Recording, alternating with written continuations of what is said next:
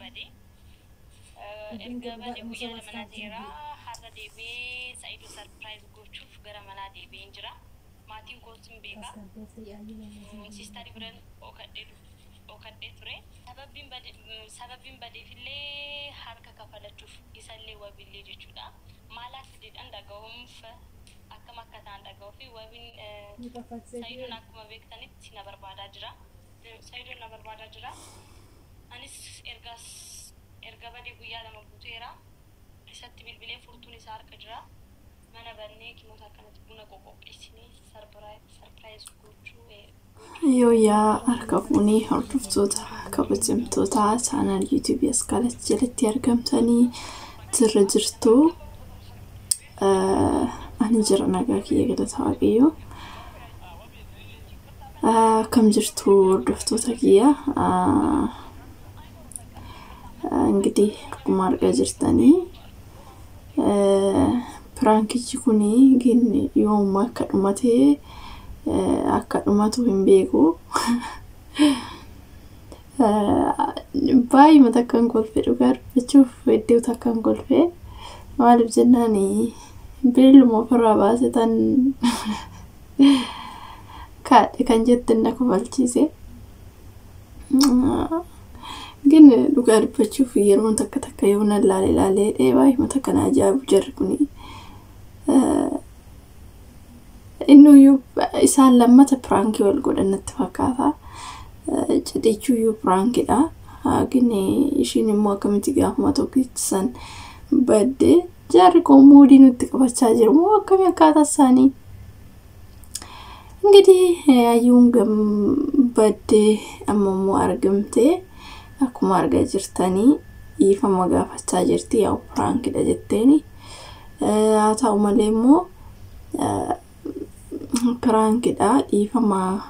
naa godhii jennaan inni immoo hindidha እንግዲህ prankidha akkanaan jira odoo cidhaa dhugaa ta'ee kuni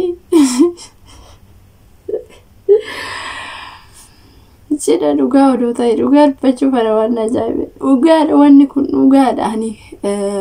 saamuni viidiyoodhaa miti akkanumatti jedheen ture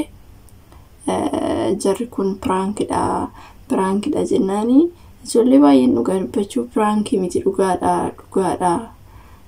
prankii miti dhuguma fuudhee dhuguma sargii godhatanii jedhanii naan jedhu jechuudha koomentii jalatti rabbiifu ana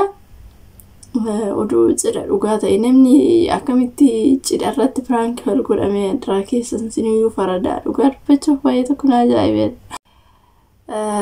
wannumti biraatirree hafuu guyyuma cidhaatirree prank wal godhu oduu ta'e soo kanaafuu wantichi prankidha dhugaa dubbachuuf wantichi waan isaan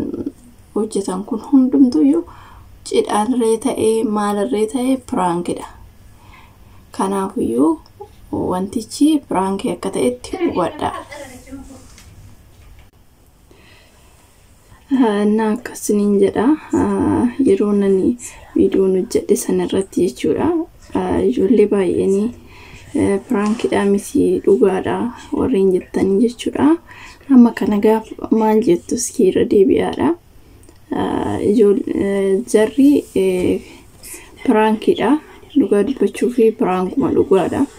maaliif jennaan warreen prankii miti jettanii wanti prankii akka ta'e amma hin hubattu jechuudha kanaafuu maal jechuu barbaade tananii jarri kuni prankidha wanti isaan hojjetan kun hunduyyuu muudii nutti qabachaa jiru beektanii kanaaf odoo prankii ta'e qaata osoo prankii ta'e odoo hin taane wanti prankiin kun waan itti fufeef akkuma argaa jirtanii yeroo darbe abrishii fi ruuttanii akkasuma daanii nama sadi moo afur ta'aniiti kan prankii hojjechaa turan jechuudha wanti kun dhumarratti maal ta'e dhugaa dubbachuuf ijoollee baay'ee bo'aa ture maal jechaa ture bakka baay'ee tokko jechuudha akkuma argaa jirtanii samuun isaan tiktokiin difiniin azanii uffate booddarra maal ta'e prankii ta'e jechuudhaan isaan irree dhume nu sagalaagale amma immoo isaanitti tafee kanaaf isaan immoo yeroo hundumaa jechuudhaan isaan immoo siruma hin qabu. Maaliif akka ta'e hin beekani. Namni baay'een irree akkasuma jedheetuma ajaa'ibsiifachaa jiran isaanii kana isaaniitus dhumuu dide malee jara kaan irree tagaraagallee jira jechuudha. Ana akkasiin jedha hordoftoota kiyya. Dhugaa dubbachuu fi ani yeroo san irree abrishii fi roota dhugaa natti fakkaatee maaliif bakka dhufuuf hin beeku kwani dhugaa dubbachuu fi imimmaan bakka dhufuuf hin beeku shiin hin boochi innillee hin boo'a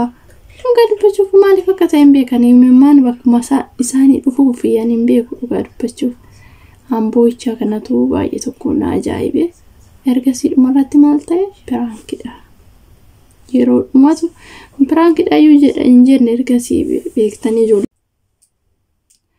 yeroo baay'ee ijoolleen TikTok irratti azanii uffatanii dhugaa dubbachuuf ijoolleen gareen isaa jechuudha gareen abrishii ani guruupii qaba ture achi keessatti ijoollee hundumatu bakka itti dura riikaardii achitti aanu US keessa ture achirratti riikaardii qaba hin gaafatu ijoolleen kana baay'ee jaalatamtoota beektanii yeroo jalqaba ani baay'ee tokko natti tolanii baay'ee tokkoon isaan hordofaa ture jechuudha ergasii dhufee waan hin taane bakka waan nama danagachiisu akkasumas immoo bakka waan hin taane hojjechuu qaban malee jalqaba irratti waan gaarii hojjechaa turan dhugaa dubbachuuf abrishii fi ruutan yeroo jalqabaa osoo hojii akka jalqabaa san eenyu jedhanii itti fufanii hedduu takka baay'ee dhugaa dubbachuuf ergasii namoota irree gargaaraa turanii rakkataarree deemanii gargaaraa turanii yeroo sanitti bakka namoonnis waa baay'ee jedhaniini yaa ta'u malee immoo kan naman jedheerra immoo kan ofii keetiif hojjecha namaa san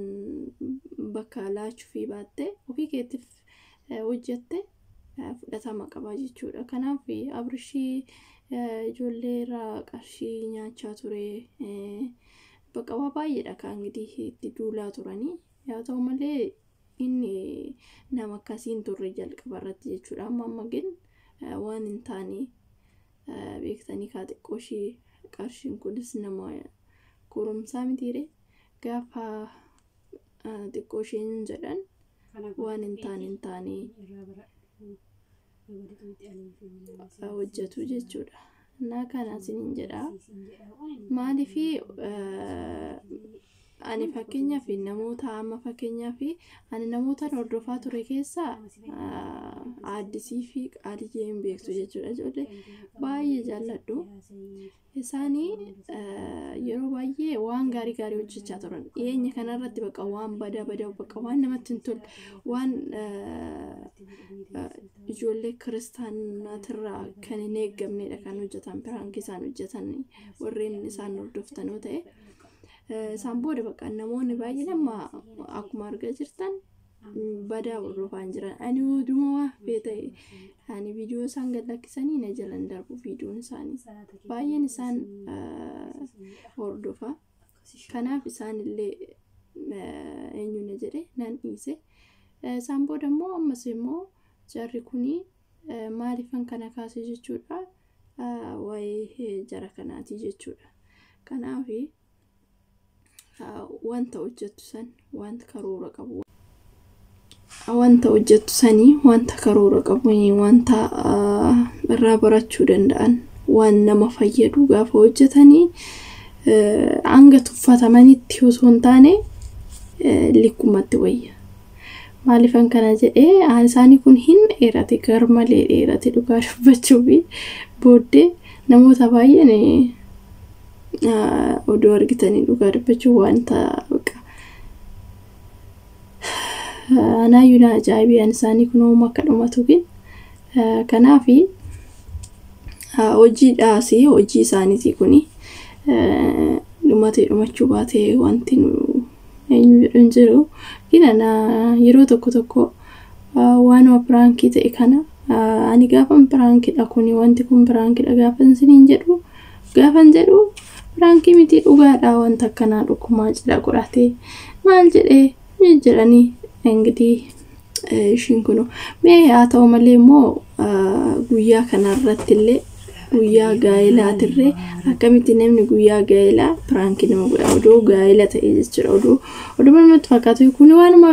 guyyaa fi halkanidha kun guyyaa halkan uunan jedhu maal walitti fiduu jechuudha kun wanta dhugaa ta'ee fi wanta soba ta'e adda baafachuudha kanaaf wanti kun pirankidha akka pirankitti asniin jedhu jaalattan sibbitanis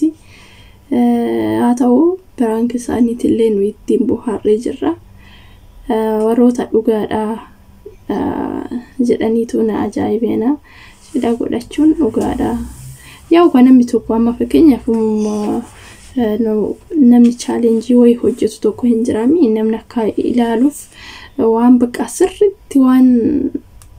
baay'ee bareedaa yookiin tolchee akka namni ilaaluuf ni hojjeta jechuudha kanaaf hojjete malee yookiin gaa'ela godhate yookiin waan akkasiitii miti jechuudha akkasitti fudhadhaa hin jedha fudhattanis fudhachuu baattanis ni garuu akkasitti fudhadhee jechuudha anna akkasii pirankii waan akkana kunigin baduma barumsa wanta irraa baratan hin qabu akkanumatti ittiin bohaaruudhaaf akkanumatti yerumatti hin dabarsuudhaaf yoo ta'e malee wanta nama barumsa qabu miti jechuudha kun anna kana sinin jedha hordoftoota kiyya saakii keessatti yoon dogongoree dhifamaa ana kanatti fakkaatetti jechuudha kanan raasee waan ajaa'ibii dhugaa dubbachuuf hedduu takkan kolfee anna sinis ittiin boha